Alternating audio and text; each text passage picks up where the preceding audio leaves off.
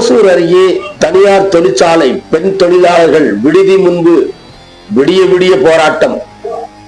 கிருஷ்ணகிரி மாவட்டம் ஓசூர் அடுத்த கிளம்பங்குளம் அருகே திம்ஜேப்பள்ளி பகுதியில் செல்போன் உதிரி பாகங்கள் உற்பத்தி செய்யும் தனியார் நிறுவனம் செயல்பட்டு வருகிறது.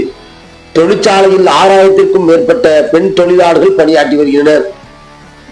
இங்கு பணியாற்றி வரும் பெண் தொழிலாளர்கள் தங்குவதற்கு நாகமங்கலம் பகுதியில் தனியார் அடுக்குமாடி விடுதிகள் கட்டப்பட்டு அதில் சுமார் 1000க்கும் மேற்பட்ட பெண் தொழிலாளர்கள் தங்கி வருகின்றார்கள். இந்த நிலையில் 2 தினங்களுக்கு முன் 8வது மாடியில் உள்ள 4 பேர் தங்கி உள்ள விடுதி அறையில் குளியல் அறையில் ரகசிய கேமராக்கள் வைக்கப்பட்டு படம் பிடிக்கப்பட்டதாக கூறப்படுகிறது. இதை பார்த்த தொழிலாளர்கள் விடுதி மேலாளரும் தெரிவித்தனர்.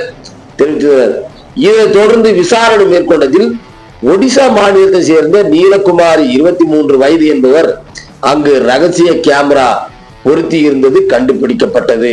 இதனால் ஆத்திரமடைந்த பெண் தொழிலாளர்கள் 1000க்கும் மேற்பட்டோர் கேமரா வைத்தவர் மீது நடவடிக்கை எடுக்க கோரி நேற்று மாலை முதல் இன்று அதிகாலை வரை விடிய விடிய விடுதி முன்பு போராட்டத்தில் ஈடுபட்டனர். தகவலின் அடிப்படையில் சம்பவ இடத்திற்கு சென்ற ஓசூர் சாராட்சியர் அக்னிதா சேத்தி மற்றும் மாவட்ட காவல் கண்காணிப்பாளர் தங்கதுரை ஆகியோர் போராட்டத்தில் ஈடுபட்ட தொழிலாளர்களிடம் நடவடிக்கை எடுப்பதாக கூறி சமாதானம் பேசினார். எனினும் அவர்கள் அதை ஏற்க மறுத்து இரவு முழுவதும் போராட்டத்தில் ஈடுபட்டனர்.